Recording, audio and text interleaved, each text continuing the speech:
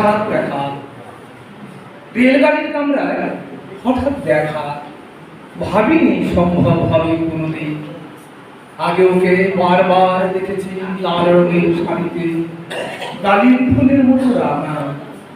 আজ পরেছে কালো রেশমের কাপড়, আঁচল তুলেছে মাথায়, দোলন চাপার মতন চিকন গৌর মুখখানি ঘিরে। মনে হলো কালো রঙে একটা গভীর দূরত্ব নিয়ে নিয়েছে নিজের চারদিকে, যে দূরত্ব সর্ষে ক্ষেতের শেষ সীমানায় শাল বনের নীলার জলে। থমকে গেল আমার সমস্ত মনটা, চেনা লোককে দেখে অচেনার গাম্ভীর্যে।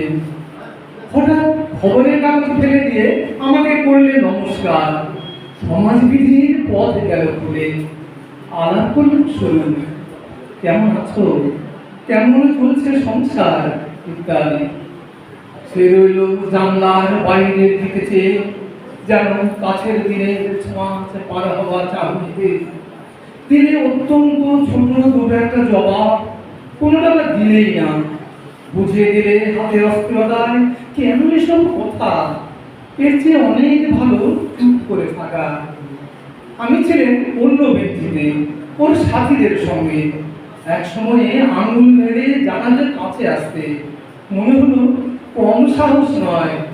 বসলুম ওর এক বেঞ্চিতে, গাড়ির আওয়াজের আড়ালে বললেন মৃদুস্বরে, কিছু মনে করো না, সঙ্গে কোথা সময় নষ্ট করবার, আমাকে নামতে হবে পরের স্টেশনে।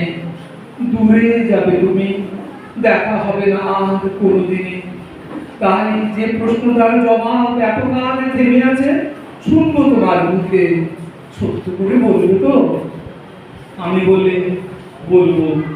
বাইরে আকাশের দিকে তাকিয়ে শুধু আমাদের গেছে যেদিন, একেবারে কি গেছে, কিছুই মিলেই বাকি। একটু দূর হইলে চুপ করে, তারপর বললে, রাতের সব তারাই আছে দিনের আলোর গভীরে। রক্তা লাগলো কি জানেন, বানিয়ে বললেন নাকি? ও বললে, থাক এখন যাও ওদিকে। সবাই নেমে গেল পরের স্টেশনে, আমি চলে একা। নমস্কার।